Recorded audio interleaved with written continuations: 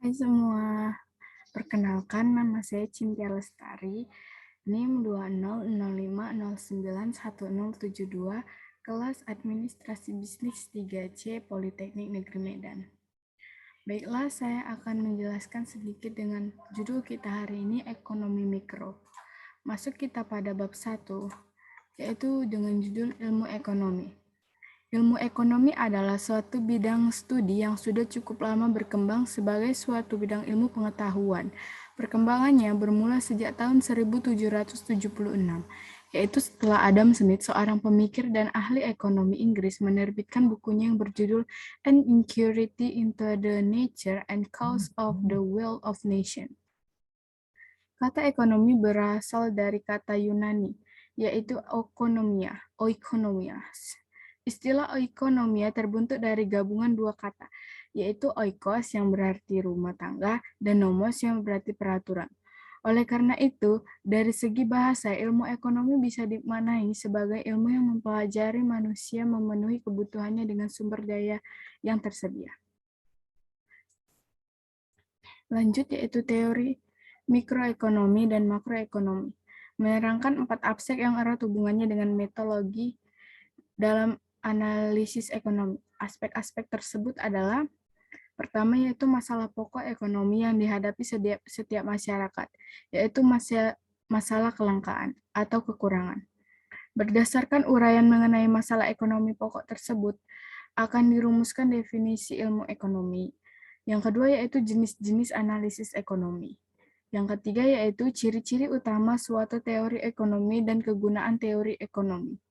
Yang keempat yaitu bentuk-bentuk alat analisis yang digunakan pakar ekonomi dalam menerangkan teori ekonomi dan menganalisis berbagai peristiwa yang terjadi dalam perekonomian. Lanjut yaitu masalah ekonomi dan kebutuhan untuk membuat pilihan. Kegiatan ekonomi dapat didefinisikan sebagai seseorang atau suatu perusahaan ataupun suatu masyarakat untuk memproduksi barang dan jasa maupun mengkonsumsi atau menggunakan barang dan jasa tersebut.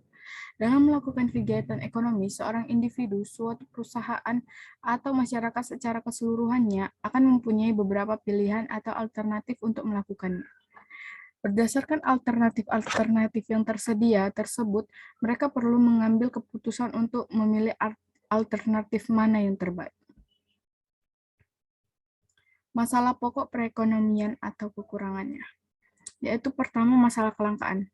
Ketidakseimbangan antara satu kebutuhan masyarakat dengan yang kedua yaitu faktor-faktor produksi yang tersedia dalam masyarakat di suatu pihak.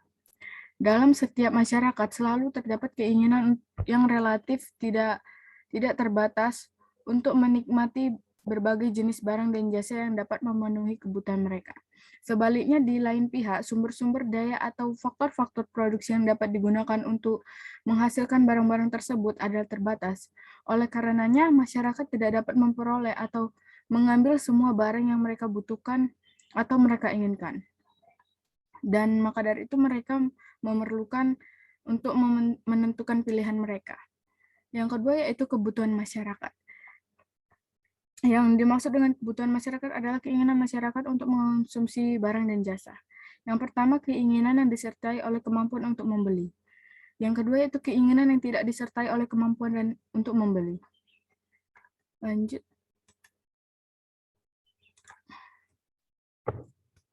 Jenis-jenis barang. Jenis-jenis barang.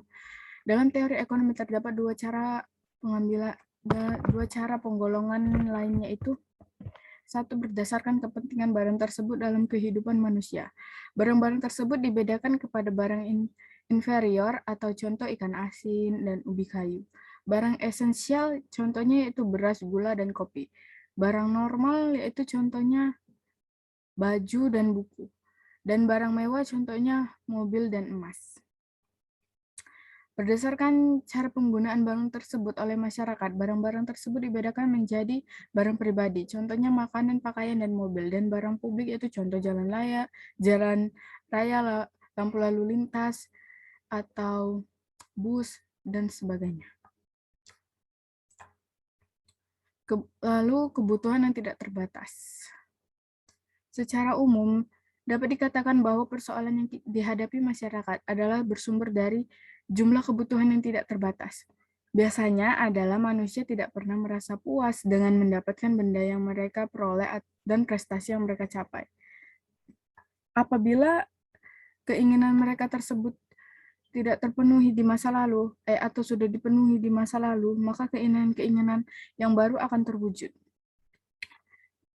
Lalu faktor-faktor produksinya.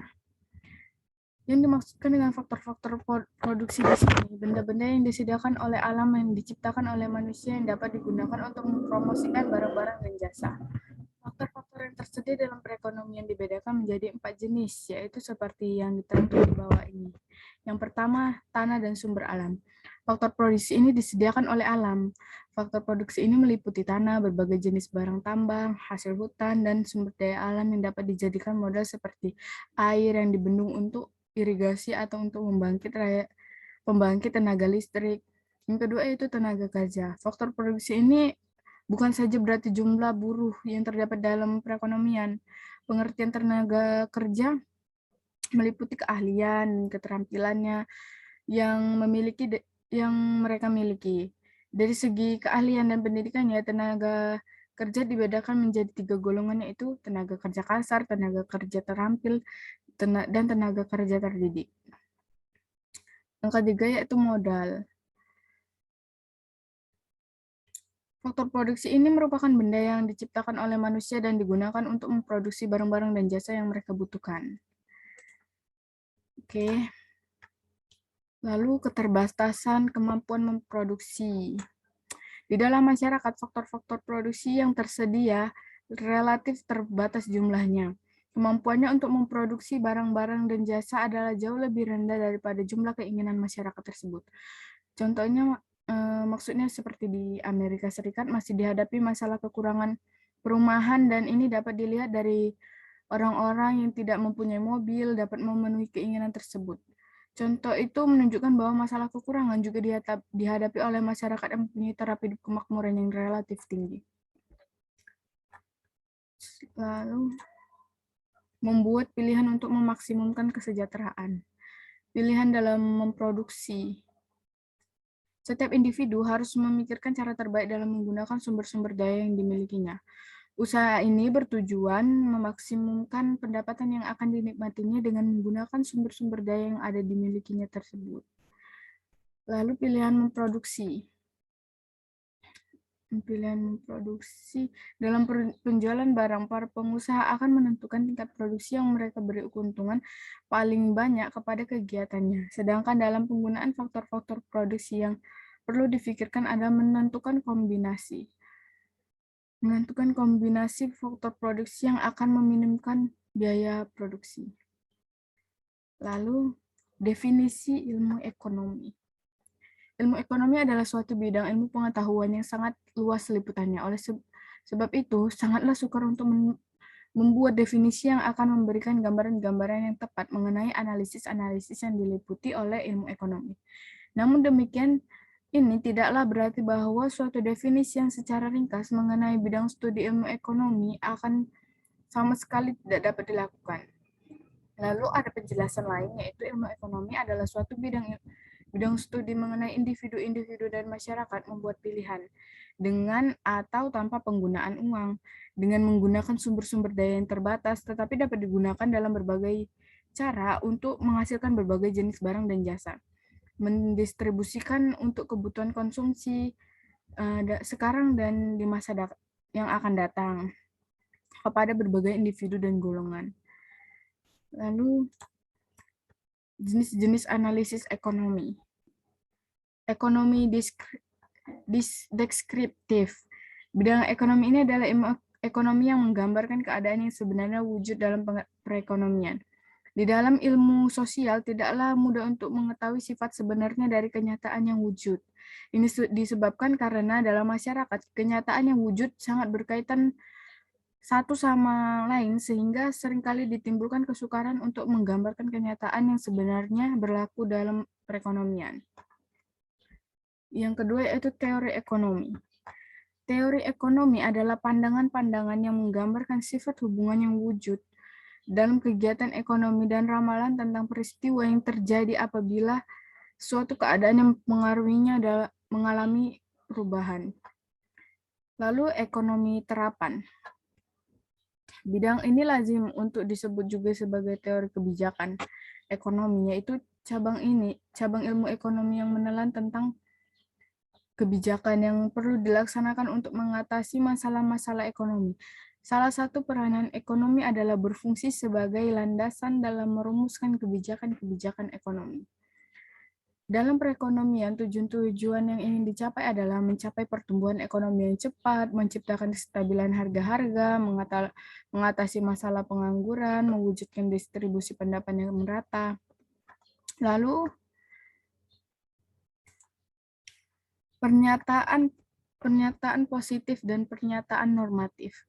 Pernyataan positif pada hakikatnya pernyataan positif adalah pernyataan mengenai fakta-fakta yang berwujud dalam masyarakat dan oleh sebab itu kebenarannya dapat dibuktikan dengan memperhatikan kenyataan yang berlaku. Pernyataan normatif, pernyataan itu bukan mengemukakan pendapat keadaan yang akan wujud, tetapi menyatakan tentang apa yang sebaiknya harus terwujud. Lalu, value judgment. Value judgment. Value judgment pengertian yaitu pertambahan kesejahteraan masyarakat. Pernyataan positif dan normatif dalam analisis ekonomi. Pernyataannya yaitu yang pertama, kalau harga naik, maka permintaan barang akan berkurang. Yang kedua yaitu kalau permintaan terhadap barang dan jasa dalam masyarakat berkurang, maka tingkat kegiatan ekonomi akan menurun. Dan yang ketiga yaitu kalau tingkat kegiatan ekonomi menurun, maka ini akan mengurangi investasi. Itu adalah contoh-contoh pernyataan positif yang digunakan oleh banyak ahli ekonomi.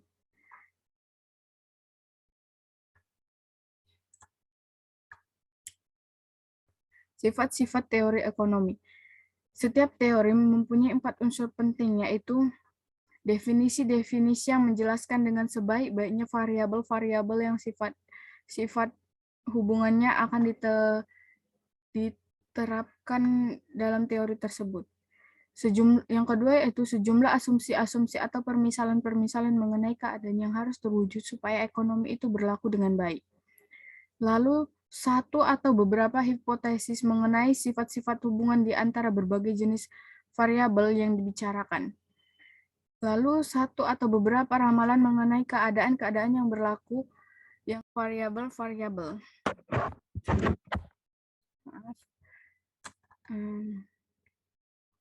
Variabel-variabel. Variabel adalah suatu unsur yang penting dalam setiap teori ekonomi. Sebagai contoh, memperhatikan peranan variabel dalam teori ekonomi. Variabel-variabel. Variabel adalah suatu unsur yang penting di dalam setiap teori ekonomi. Sebagai contoh, perhatikan peranan variabel dalam teori harga. Teori tersebut pada hakikatnya bertujuan untuk menjelaskan bagaimana harga barang ditentukan. Lalu asumsi. Membuat asumsi atau permisalan-permisalan merupakan salah satu syarat penting dalam membuat teori dalam ilmu sosial. Tanpa asumsi, sangat sukar untuk menjelaskan sifat-sifat perhubungan di antara berbagai variabel. Lalu hipotesis. Hipotesis adalah suatu pernyataan mengenai bagaimana variabel-variabel yang dibicarakan berkaitan satu sama lain. Sifat hubungan itu dapat dibedakan kepada dua golongan, yaitu lalu membuat ramalan. Membuat ramalan merupakan peranan penting lainnya yang dibahas di dalam teori ekonomi. Alat-alat analisis dalam ilmu ekonomi. Ilmu ekonomi memerlukan beberapa alat analisis untuk menerangkan teori-teorinya dan untuk menguji kebenaran teori-teori tersebut. Grafik dan kurva adalah alat analisis yang utama dalam teori ekonomi. Peranan grafik dalam analisis ekonomi, dalam ilmu ekonomi, usaha untuk memberikan penerangan yang lebih jelas mengenai teori-teori ekonomi dilakukan dengan bantuan grafik dan kurva. Sifat-sifat grafik. Suatu sifat grafik mempunyai dua sumbu, yaitu sumbu datar dan sumbu tegak. Sumbu datar adalah sumbu yang letaknya horizontal, sedangkan sumbu tegak adalah sumbu yang tegak lurus pada sumbu horizontal. Pertemuan di antara kedua sumbu tersebut dinamakan origin atau titik asal dan nilainya adalah 0.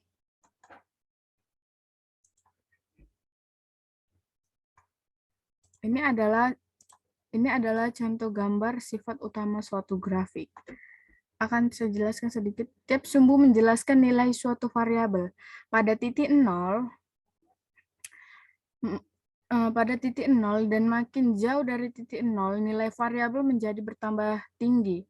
Dengan demikian pada sumbu tegak, makin ke atas kedudukannya, nilai yang ditunjukkan adalah makin besar.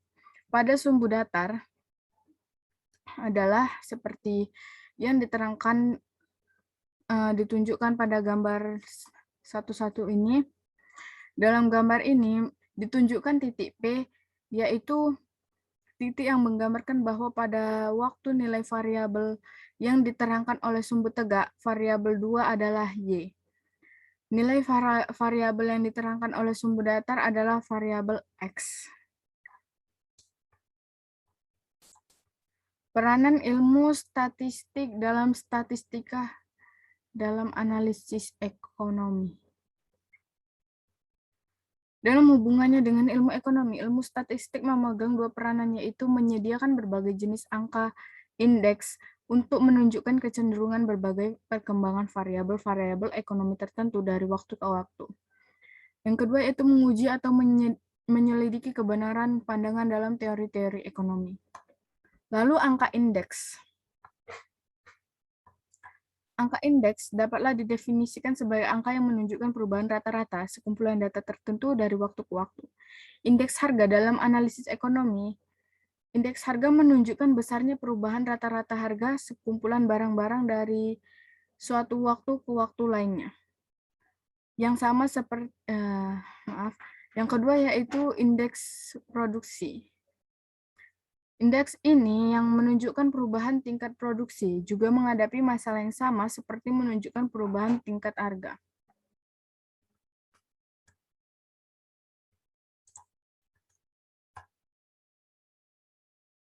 Menguji kebenaran teori-teori ekonomi. Peranan lain menguji kebenaran teori-teori ekonomi. Peranan lain yang dipegang oleh ilmu statistik dalam analisis ekonomi adalah untuk menguji kebenaran dalam teori-teori ekonomi. Seterusnya, apabila teori ini benar, ilmu statistik dapat pula digunakan untuk menyatakan dengan lebih spesifik secara angka-angka sifat hubungan antara variabel-variabel dalam teori ekonomi tersebut. Peranan ahli ekonomi dalam kebijakan ekonomi. Tindakan merumuskan kebijakan ekonomi meliputi dua aspek, yaitu menentukan tujuan-tujuan yang ingin dicapai dan menentukan cara-cara untuk mencapai tujuan tersebut. Tujuan-tujuan utama dari kebijakan ekonomi nasional telah dinyatakan sebelum ini, yaitu mencapai pertumbuhan ekonomi yang cepat, menciptakan kestabilan harga, mengurangi pengangguran, dan mewujudkan distribusi dan pendapatan yang merata. Mikroekonomi dan makroekonomi. Teori mikroekonomi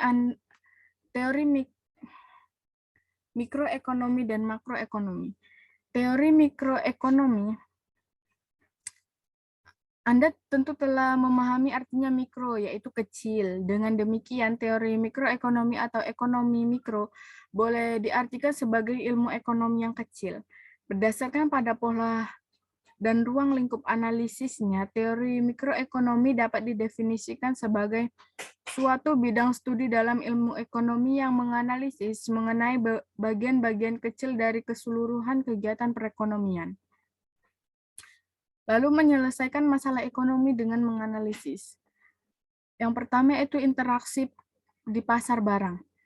Aspek pertama yang diterangkan oleh teori mikroekonomi ini adalah mengenai kegiatan suatu pasar barang, misalnya pasar kopi atau pasar karet. Dilihat dari pandangan mikroekonomi, suatu perekonomian itu merupakan gabungan dari berbagai jenis pasar, termasuk pasar barang. Yang kedua yaitu tingkah laku penjual dan pembeli. Dalam analisis ini, teori mikroekonomi bertitik tolak dari dua pemisalan. Pemisalan yang pertama adalah para pembeli dan penjual yang menjalankan kegiatan ekonomi secara rasional. Pemisalan yang kedua adalah para pembeli berusaha memaksimumkan kepuasannya yang mungkin dinikmatinya, sedangkan para penjual berusaha untuk memaksimumkan keuntungannya yang akan diperolehnya. Yang ketiga, interaksi di pasar faktor. Aspek penting lain yang menganalisis mikroekonomi adalah interaksi penjual dan pembeli di pasar faktor-faktor produksi. Teori makroekonomi. Makro berarti besar teori makroekonomi. Makro berarti besar. Dari arti kata makro tersebut sudah dapat kita duga bahwa teori ekonomi tersebut memuat analisis mengenai kegiatan dalam suatu perekonomian dari sudut pandang yang berbeda dengan teori mikroekonomi. Analisis makroekonomi merupakan analisis terhadap keseluruhan kegiatan ekonomi. Yang pertama itu penentuan kegiatan perekonomian. Aspek pertama yang dibahas dalam teori makroekonomi adalah mengenai penentuan tingkat kegiatan perekonomian negara. Yang kedua yaitu masalah pengangguran dan inflasi. Pada umumnya pengeluaran agregat yang sebenarnya adalah lebih rendah daripada yang diperlukan untuk mencapai kesempatan kerja penuh. Kegiatan seperti ini akan menimbulkan pengangguran. Peranan kebijakan pemerintah. Kebijakan dapat terbagi sebagai kebijakan fiskal dan kebijakan moneter. Dan kebijakan fiskal adalah upaya pemerintah untuk mengubah struktur dan jumlah pajak dan pengeluarannya dengan maksud untuk mempengaruhi tingkat kegiatan perekonomian. Sedangkan kebijakan moneter adalah langkah-langkah pemerintah yang mempengaruhi jumlah uang dan dalam perekonomian atau mengubah suku bunga dengan tujuan untuk menghadapi masalah-masalah perekonomian yang dihadapi. Masuk kita ke bab 2. Pola kegiatan perekonomian. Uang, perdagangan, dan spesialisasi. Produksi dan perdagangan dalam perekonomian subsisten. Produksi untuk memenuhi kebutuhan sendiri. Perdagangan barter, pola perdagangan perekonomian subsisten, pola kegiatan ekonomi dalam perekonomian uang, lalu ciri-ciri perekonomian uang. Ini adalah contoh sirkulasi ciri-ciri perekonomian uang. Lalu kebaikan-kebaikan spesialisasi. Spesialisasi penting untuk perkembangan ekonomi disebabkan oleh beberapa sumbangan berikut. 1. Mempertinggi efisiensi penggunaan faktor produksi. Mempertinggi efisiensi memproduksi. Mendorong perkembangan teknologi. Lalu ini adalah pelaku-pelaku kegiatan ekonomi, rumah tangga, perusahaan, dan pemerintah.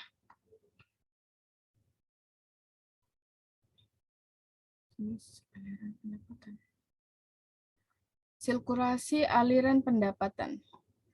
Untuk memberi gambaran yang lebih jelas lagi mengenai corak kegiatan ekonomi yang wujud dalam suatu perekonomian, ahli-ahli ekonomi biasanya membuat suatu diagram yang dinamakan sirkulasi aliran pendapatan.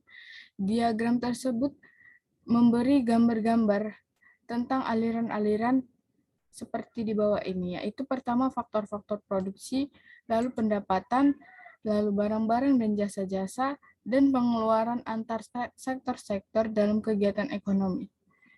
Lalu jenis-jenis aliran yang wujud. Ini adalah contoh sirkulasi aliran pendapatan. Aliran pendapatan dan ekonomi pasar.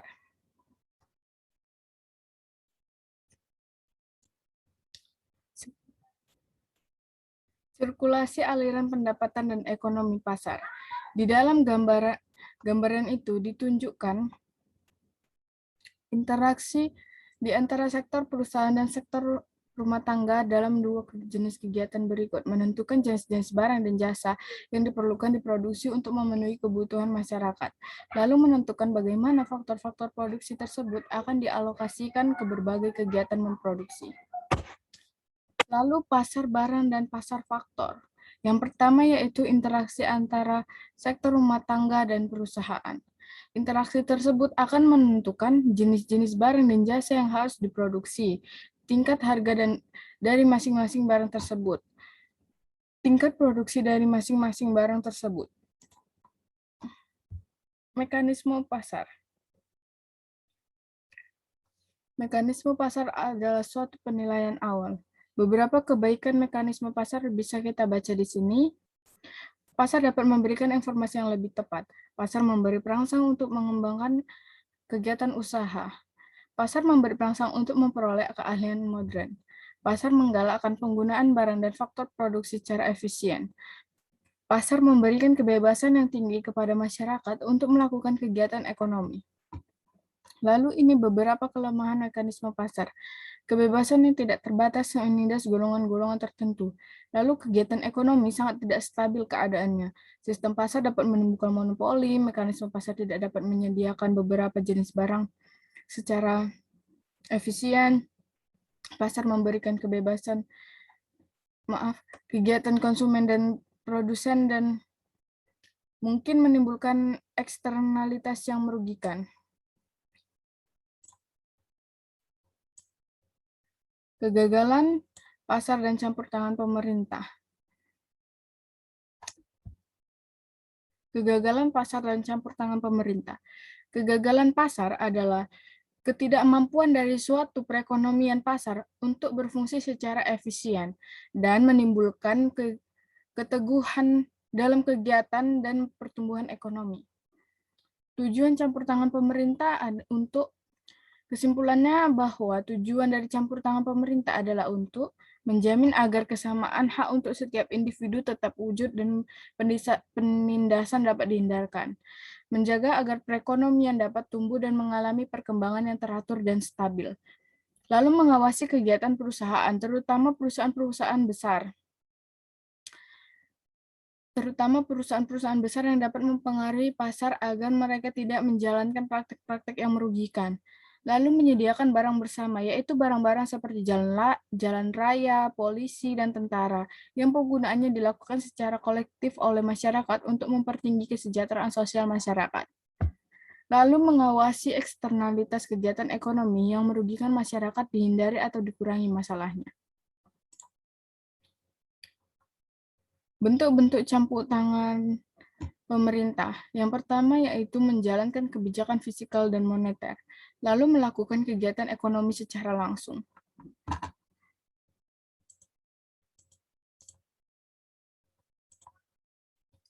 Bab 3. Beberapa masalah pokok dalam perekonomian. Yang pertama menentukan barang dan jasa yang harus diproduksi, lalu menentukan cara barang diproduksi, lalu menentukan untuk siapa barang-barang yang diproduksi. Batas kemungkinan. Batas kemungkinan produksi. Batas kemungkinan produksi dalam angka. Beberapa pemisalan yang digunakan. Dalam menerangkan batas kemungkinan produksi dan kurva, kemungkinan produksi perlu digunakan beberapa pemisalan penyederhanaan sebagai berikut.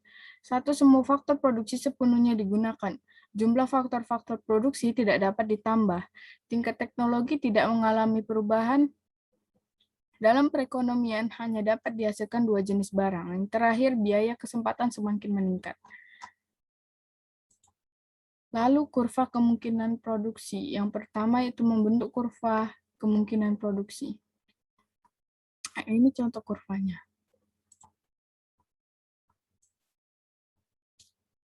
Lalu biaya kesempatan, opportunity cost. Karena faktor-faktor produksi sudah sepenuhnya digunakan untuk memperbanyak produksi suatu barang, produksi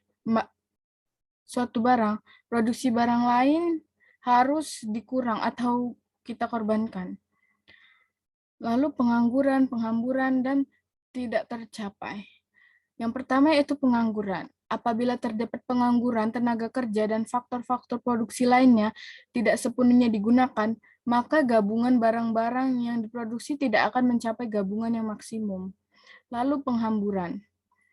Menempatkan pekerja-pekerja yang tidak sesuai dengan keahlian mereka menimbulkan inefisiensi. Dalam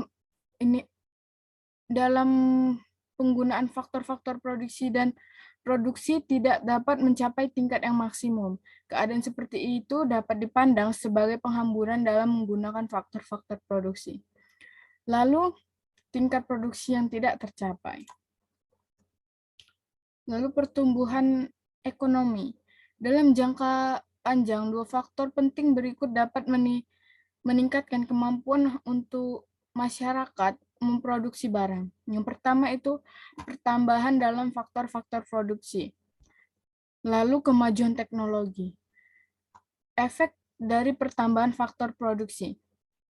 Pemisalan bahwa faktor-faktor produksi jumlahnya tidak dapat ditambah dan teknologi tidak dapat mengalami perubahan hanya benar apabila analisis yang kita buat adalah terhadap keadaan dalam jangka pendek. Dalam jangka panjang, mereka akan mengalami perubahan-perubahan, yaitu faktor-faktor produksi akan bertambah dan tingkat teknologi yang digunakan akan semakin canggih. Lalu kemajuan teknologi yang tak seimbang. Biasanya kemajuan teknologi tidak sama pesatnya di berbagai sektor. Perkembangan teknologi di sektor industri selalu lebih pesat daripada perkembangan teknologi di sektor pertanian. Kurva kemungkinan produksi dan masalah ekonomi. Analisis berikut akan menggunakan kurva batas kemungkinan produksi untuk menerangkan masing-masing masalah berikut. Yang pertama, memilih barang yang harus diproduksi, lalu masalah pengangguran, dan masalah pertumbuhan ekonomi. Memilih jenis barang yang harus diproduksi. Dalam menerangkan masalah ini, perlulah kita gunakan pemisalan-pemisalan dalam membuat kurva kemungkinan produksi, yaitu yang pertama, faktor-faktor produksi sepenuhnya kita gunakan. Faktor-faktor produksi tetap jumlahnya. Teknologi tidak mengalami perubahan, hanya dua macam barang yang diproduksi. Biaya kesempatan semakin meningkat. Lalu masalah pengangguran. Salah satu masalah yang penting dihadapi di perekonomian adalah pengangguran. Karena di Indonesia pengangguran tingkatnya sangat tinggi. Lalu, masalah pertumbuhan ekonomi yang tidak teguh. Dari satu periode ke periode lainnya, faktor-faktor produksi akan bertambah dan teknologi berkembang. Bagaimana perubahan ini akan mempengaruhi kurva? Kemungkinan produksi telah diterangkan sebelum ini, yaitu kurva tersebut menjadi semakin jauh dari titik nol.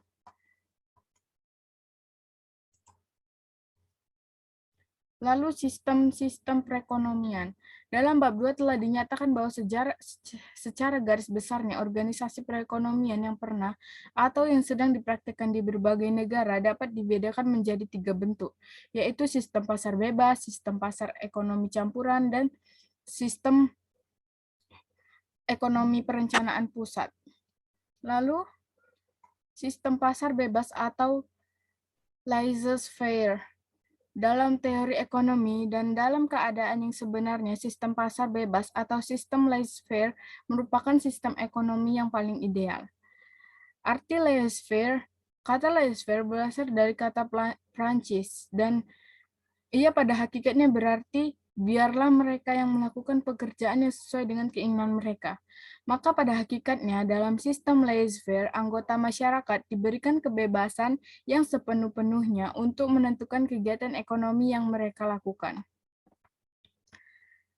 Lalu sistem ekonomi campuran. Di samping menyadari kebaikan-kebaikan, sejak lama ahli-ahli ekonomi telah menyadari pula bahwa mekanisme pasar mempunyai beberapa kelemahan yang menimbulkan kepincangan dalam masyarakat.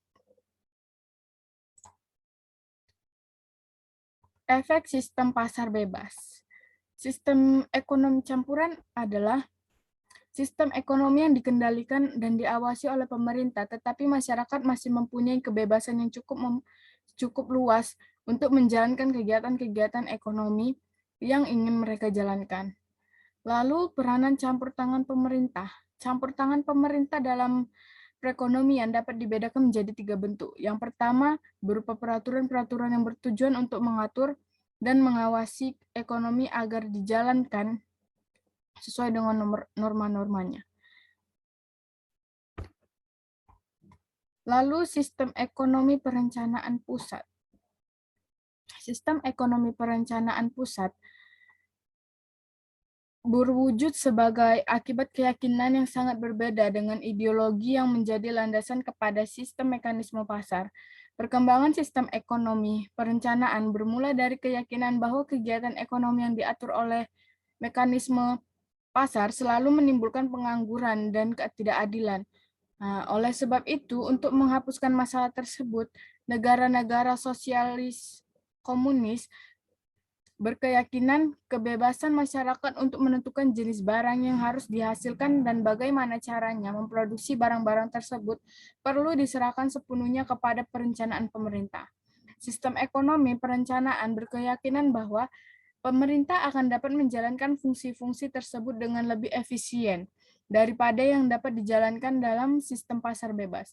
Untuk menjamin kelancaran usaha-usaha dalam mencapai sasarannya, yang ditetapkan oleh Badan Perencanaan Pusat dalam sistem ekonomi perencanaan pusat, alat-alat modal dikuasai dan dimiliki oleh pemerintah. Itulah sekian dari saya, kurang lebihnya saya mohon maaf, saya undur diri. Wassalamualaikum warahmatullahi wabarakatuh.